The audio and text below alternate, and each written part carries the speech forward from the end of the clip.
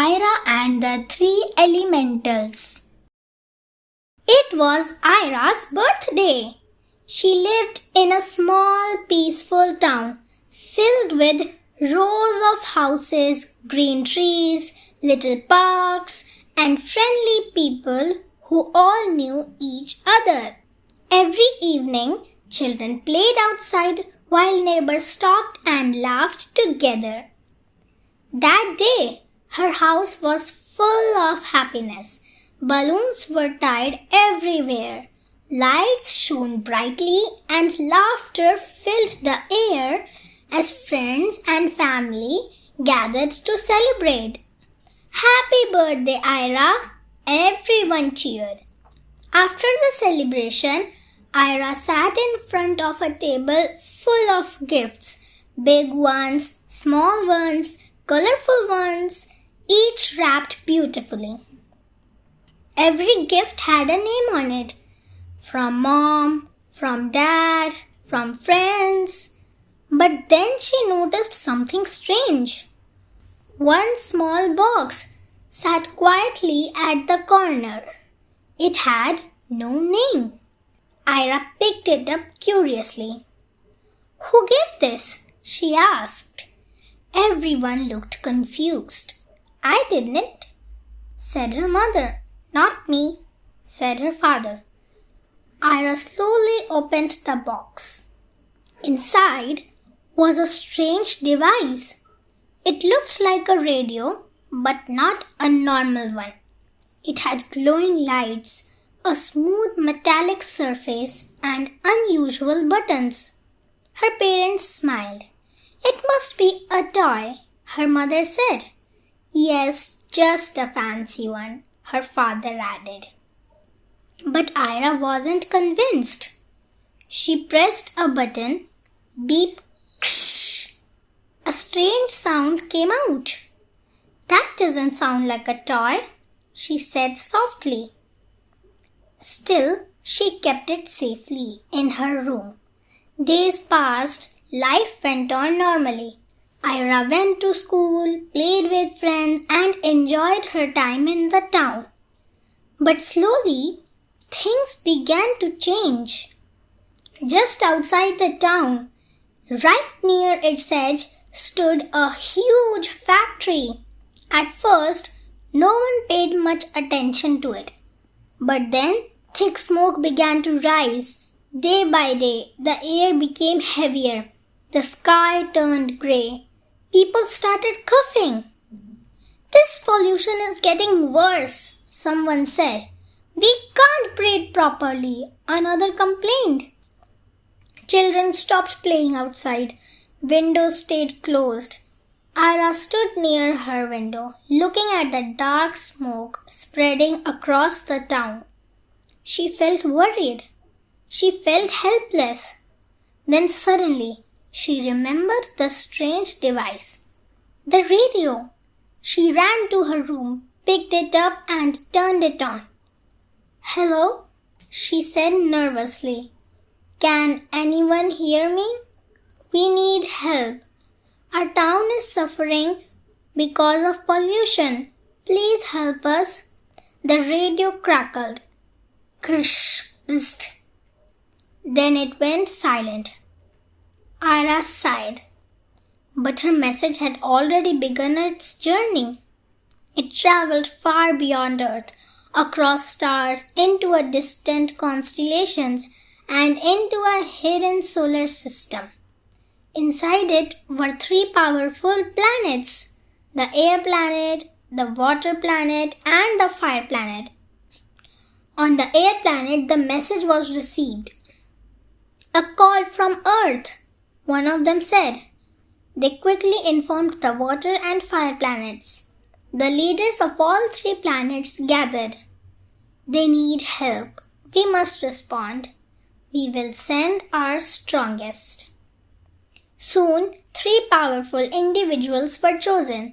John from the air planet, Marina from the water planet, Michael from the fire planet.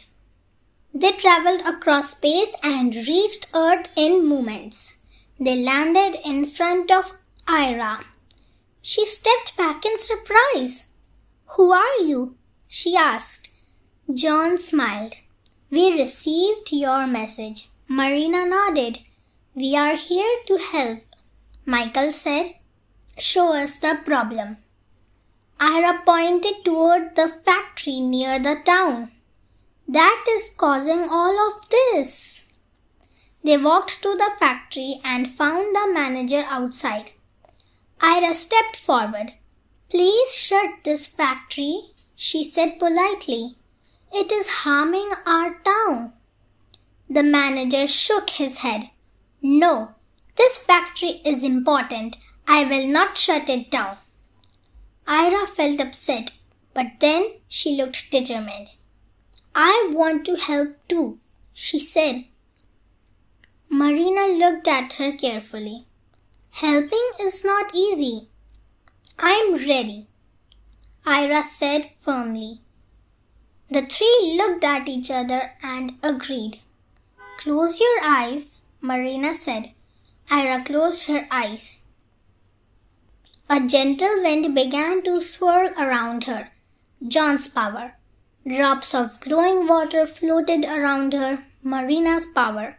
A small warm flame flickered. Michael's power. Slowly their powers entered Ira. The wind wrapped around her. The water shimmered through her fingers. The fire glowed softly without burning. Ira opened her eyes. "I can feel it," she whispered. John nodded. "We have given you a part of our powers." Michael smiled. "Now you fight with us." Ira stood strong. "I won't let my town suffer any more."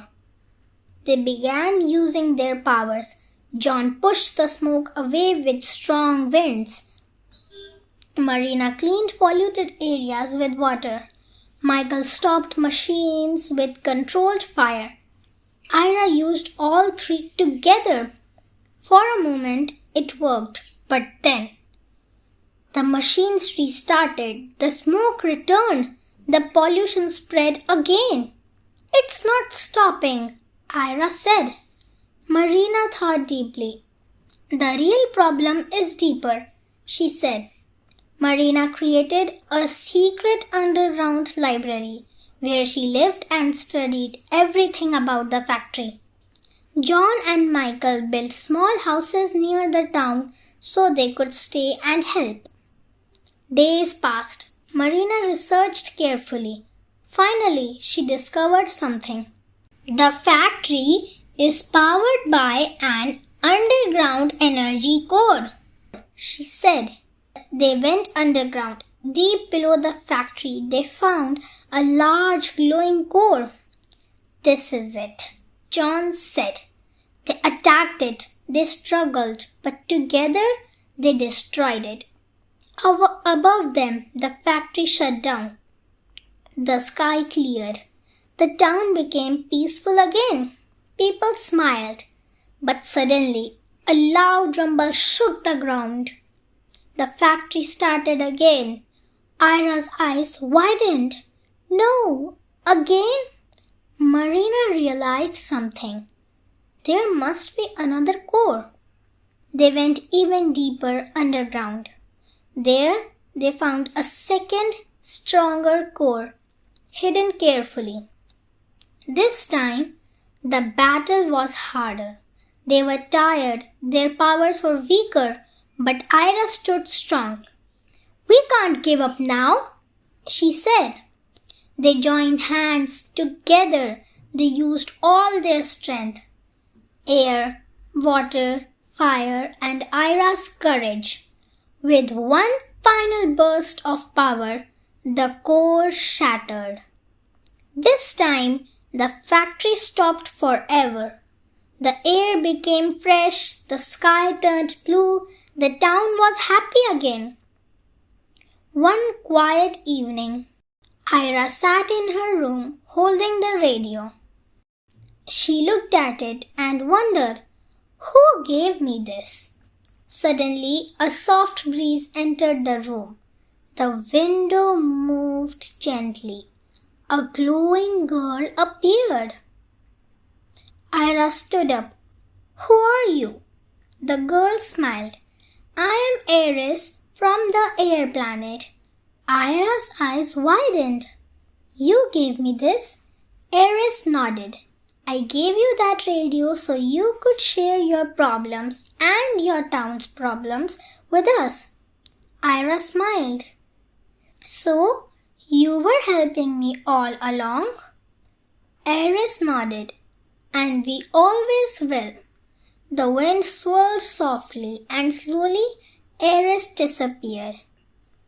Ira looked out at the clear sky above her town and she smiled because now she knew she was never alone. So friends, if you liked this story, then please like, share and subscribe to my channel. Bye bye.